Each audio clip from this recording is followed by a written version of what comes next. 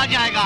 सत्यानाश। আমি তো তোমাদের নিয়ম কানুন জানি না, আমি ভুল করে পেছন থেকে ডেকে ফেলেছি, তুমি আমায় ক্ষমা করো বাবা, তুমি আমায় ক্ষমা করো। কিন্তু আমার রক্তের ব্যাপারে এখন আমি তোমায় কি করে গ্যারান্টি দিই বলো তো? ওই একই রক্ত তো আমার এই 3 ছেলের শরীরের মধ্যেও বইছে। আমি 1000 টাকা দেবো। মাত্র 3000? কি গো মা, 3000 টাকা কম হলো? আপনার ছেলে কত মাইনে পায় তা তো আপনি জানেন। আমার একটি মাত্র ছেলে, তাকে হোস্টেলে রেখে পড়াতে হচ্ছে, তার পেছনেই তো সব টাকা চলে যায়। তারপর হাতে যা থাকে সবই তো সংসারের পেছনে চলে যাচ্ছে। এর বেশি আমাদের পক্ষে দেওয়া সম্ভব নয়। ঠিক আছে, তুমি পাত্র দেখো না, আমি দেখছি কতটা কি করা যায়। কতটা কি করা যায় মানে? তুমি 3000-এর বেশি দেবে কোত্থেকে? বোনের বিয়ের জন্য শেষকালটা চুরি করবে নাকি?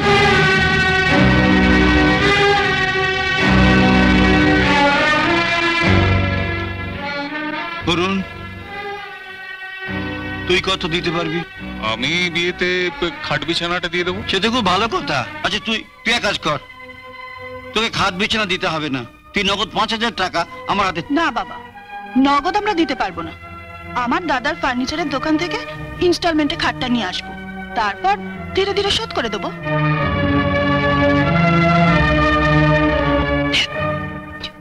তরুণ তুই? হ্যাঁ, আমরাও কিছু একটা দেবো। ইসে মানে ইসে ইসে কি করছো? আলমারি, আমরা আলমারি আর ড্রেসিং টেবিল দেবো। তোরাও নগদ কিছু? ঠিক আছে, নগদ চান? আলমারি আর ড্রেসিং টেবিলের বদলে আমরাও না হয় বদ্দার মতো নগদ 3000 টাকা দিয়ে দেবো। তোমাদের বোনের বিয়ে, তোমরা সবাই যদি এবার গামাচিয়ে চলো। মেয়েটা আপনার বাবা, আপনি যদি পরের ঘরে বন্দুক রেখে। আপনার তো ভাবা উচিত ছিল, আপনার একটা মেয়ে আছে, সেই মতো চললেই। তুমি ঠিকই বলেছ, আমার বাগানে যেটুকু জমি ছিল তাতে একটার পর একটা বীজ বৃক্ষ পুঁতে গেছি। কল্পতরু গাছটার কথা আমি একবারও ভাবিনি। কি আমরা বিষ বৃক্ষ? শুনলে শুনলে তোমরা সব? বাবা, আপনি তো রোজগার করেন না, একটা পয়সা সংসারে দেন না, আপনি আর আপনার বউ মিলে আমাদের স্বামীর পয়সায় গেলছেন। বৌমা, শুধু কি ভাত গিলছেন? আপনার সিগারেটের খরচা, মায়ের পানের খরচা সবই তো আমাদের দিতে হচ্ছে। আর দিতে হবে না। আচ্ছা বাবা, ঠিক করে বলো তো, আমি কি তোমাদের কাছে সত্যি সত্যি বোঝা হয়ে গেছি? তুমি আবার কেন এর মধ্যে এলে? মা তুমি যাও যাও। সমস্যাটা যখন আমাকে নিয়ে, আমাকে তো আসতেই হবে। শোনো, তোমাদের আমি সাফ সাফ বলে দিচ্ছি, আমার জন্য তোমাদের কারোর কোনো চিন্তা করতে হবে না, আমি আমার নিজের ব্যবস্থা করে। আর দাদা বৌদিরা, তোমরা ভালো করে শোনো, তোমাদের সংসারে আমি যা যা কাজ করি তার জন্য দিন রাতের একটা ঝি রাখতে গেলেও তাকে খাওয়া পড়া দিয়েও নগদ কিছু টাকা দিতে হতো। তাই তোমরা 3 দাদা বৌদি মিলে আজকে মিটিং করে ঠিক করে নেবে খাওয়া দাওয়া বাদ দিয়ে আমার মাইনে কত হয়, আর তোমরা যেটা ঠিক করবে সেটাই মাস গেলে বাবার হাতে তুলে দেবে। তার থেকে বাবার সিগারেট আর মার পানের খরচ চলবে। এরপরেও যদি বাবা মার খাবার হিসেব চাও তাহলে এটাও ঠিক করে নিও, এই বাড়িতে ভাড়াটি হিসেবে থাকতে গেলে ভাড়া কত দিতে হবে। বাবার বাড়িতে আমাদের ভাড়া দিয়ে থাকতে হবে? বাহ, এতদিন 4 টাকায় তোমরা খেয়ে পড়ে বড় হয়েছো, আজ তাকে খাওয়াবার টাকাটা যদি তোমাদের বউরা দাবি করতে পারে তাহলে আমি বা মেয়ে হলো। মিনু চুপ কর। বাবা, আমি তোমাকে হাত জোড় করে বলছি বাবা, নিজের মেয়ের বিয়ে দিতে না পারো দিও না, কিন্তু যাদের বাবারা তাদের মেয়েদের একদিন এ বাড়ির বউ করবার জন্য তোমার হাতে পায়ে ধরেছিল, আর তুমি একটা টাকা পয়সা নিয়ে তাদের এই বাড়ির বউ করে এনেছিলে, আর আজকে তোমার নিজের মেয়েকে বউ সাজাতে গিয়ে তুমি সেই বউদের কাছে হাত পাতবে? আমি হতে দেবো না। এই তিনটেই হচ্ছে লেবাকাত্তি। শুনলেন বাবা, শুনলেন? আপনার মেয়ের কথা শুনলেন? বাবাকে শোনাবার জন্য তো বলিনি, কথাটা তাদের শোনাবার জন্য বলেছি যারা আজকে মায়ের আঁচল থেকে বউদের আঁচলে গিয়ে মুখ লুকিয়েছে, যাদের কাছে মা বাবার থেকে বউরা সব বড় হয়ে গেছে। চুপ কর। না বাবা, তুমি আমার বিয়ের জন্য এদের কাছে হাত পাতবে না। চলে এসো তো, চলে এসো। যাচ্ছি মা, যাচ্ছি। তুই যা। এদের কাছে কিচ্ছু চাইবে না না। আমি যাচ্ছি।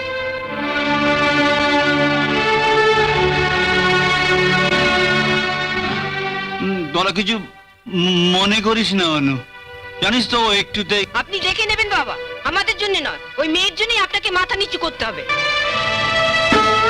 তোমাদের এই কথাতেও যখন আমার মাথা নিচু হলো না, তখন আমি আশা করি কোনো আঘাতেই আমার মাথাকে আর নিচু করতে পারবে না। চলে এসো। মেয়ের বিয়ের জন্য টাকা জোগাড় করে কি হবে? আগে মেয়ের জন্য পাত্র পাওয়া যায় কি খুঁজে দেখুন। কি খুঁজছো?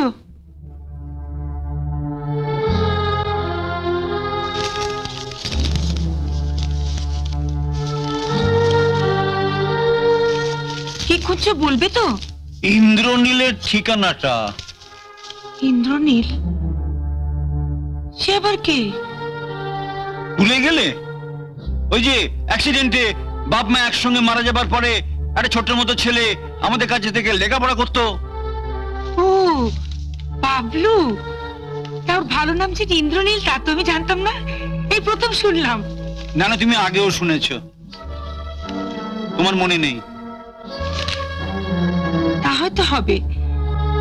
তা হঠাৎ রাত দুপুরে তার ঠিকানা খুঁজছো? গত বছরে পুজোর সময় আমাদের গায়ে হেডমাস্টার ওই মুকুন্দ চক্রবর্তী, ওর সঙ্গে ইন্দ্রনীলের দেখা হয়েছিল কলকাতায়।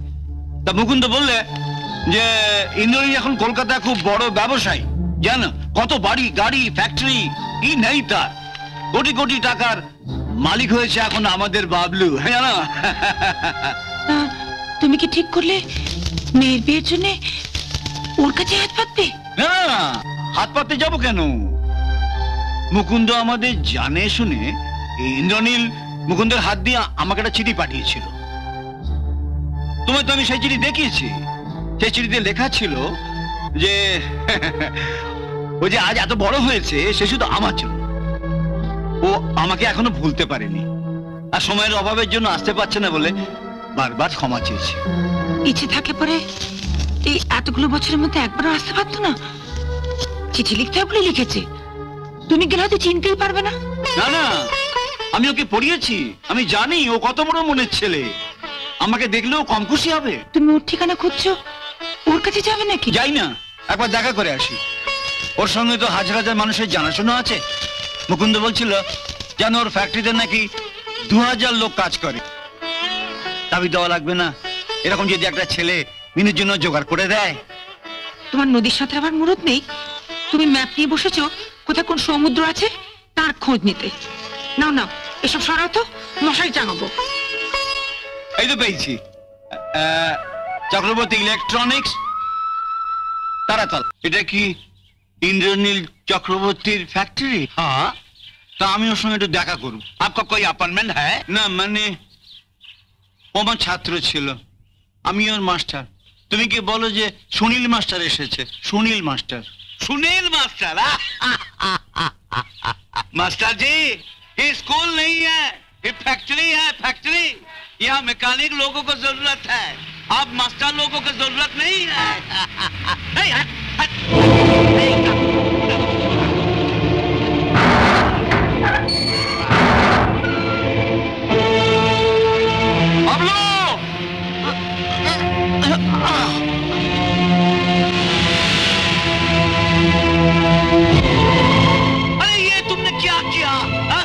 को बिट्टू से बुला लिया, हमारा नौकरी चला जाएगा, सत्यानाश होगा। ए, उठो उठो उठो, जाओ, चल चल चल बाहर, चल निकल जा यहाँ से। बाबलू, बाबलू आए। আমার ডাকছেন মাস্টার মশাই? ঘরে বসে একা একা কি করছিলে? খেতে বস। আর মাত্র 2টো অঙ্ক ছিল, সেগুলো করে আসি। রাত দিন কেবল বইয়ে মুখ গুজে বসে আছে, অঙ্ক পরে হবে, খাবি আয় আয়।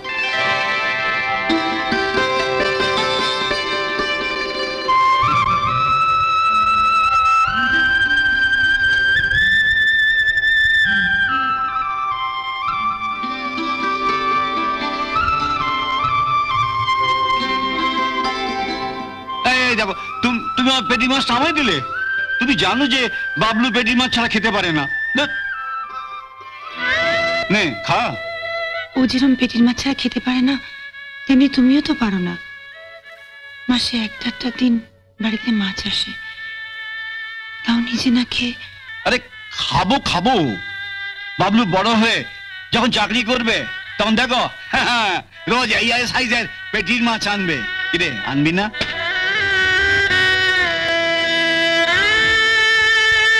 মাস্টারমশাই,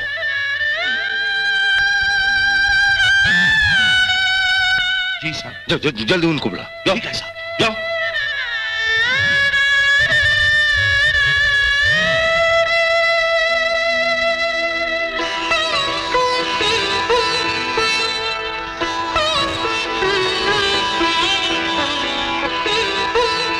আমি তো তোমাদের নিয়ম কানুন জানি না, আমি ভুল করে পেছন থেকে ডেকে ফেলেছি, তুমি আমায় ক্ষমা করো বাবা, তুমি আমায় ক্ষমা করো। এ আপনি কি বলছেন মাস্টারমশাই?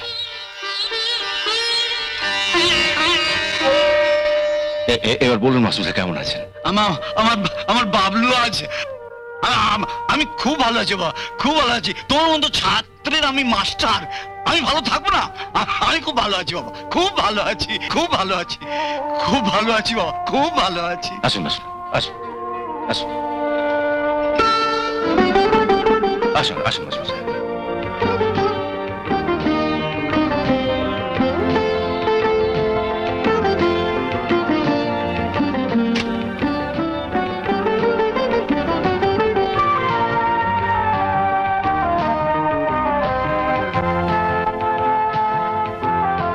দাঁড়িয়ে রইলে কেন? বসো। হ্যাঁ বসছি। কি হলো, বসলে না? ও তোমার সেই ছোটবেলা অভ্যেসটা যায়নি, আমি না বসলে তুমি। আচ্ছা বেশ, আমি বসছি, তুমি বসো। এতদিনের মধ্যে একদিনও আপনার বাড়িতে যেতে পারিনি বলে প্রথমে আমি ক্ষমা চেয়ে নিচ্ছি। যে সম্মান তুমি আজ আমায় দিলে বাবা, তুমি কাজের মানুষ, কাজ ফেলে যাবে কেন? কাজের মধ্যে আছো বলেই তো তুমি আজ এত বড় হয়েছো। আপনি 1 মিনিট বসুন মাস্টারমশাই, আমি আসছি। এক মিনিট।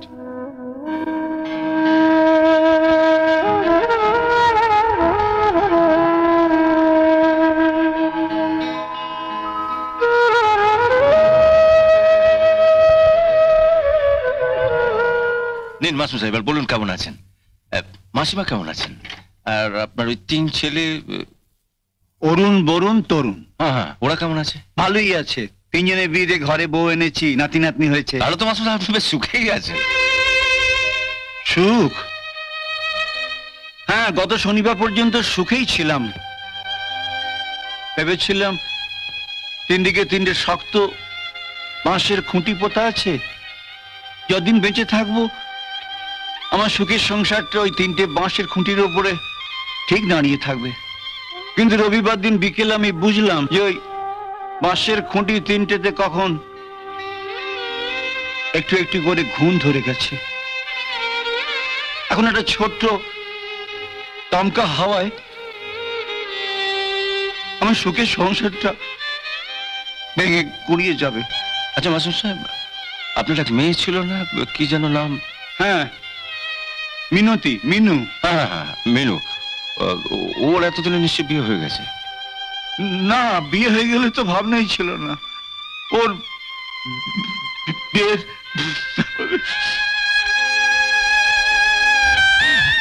ভেবেছিলাম ও 3 দাদা রয়েছে, ওরাই দেখে শুনে ওদের বোনের বিয়ে দেবে।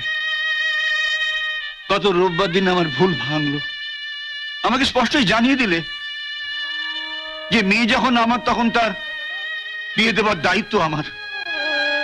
ওরা খুব বেশি হলেও 3-4 হাজার টাকা করে আমায় ভিক্ষে দেবে। আচ্ছা তুমি বলো তো বাবু, এই বুড়ো ভয়সা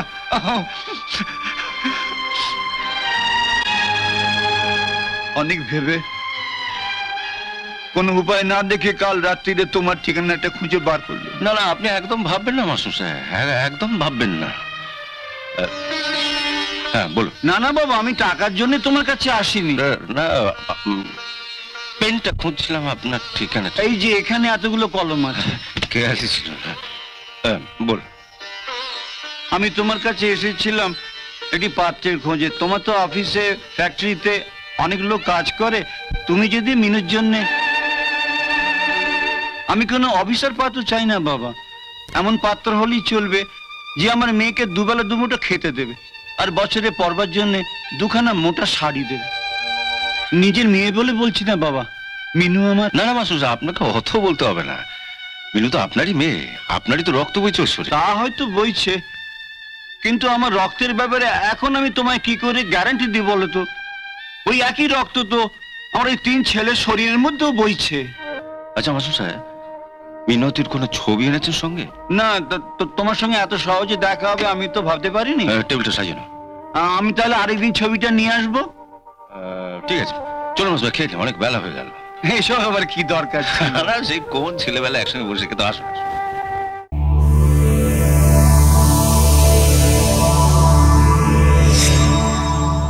এমন আরো অনেক ভিডিও দেখতে এই চ্যানেলটি সাবস্ক্রাইব করে নিন এবং পাশের বেল আইকনটি প্রেস করে দিন।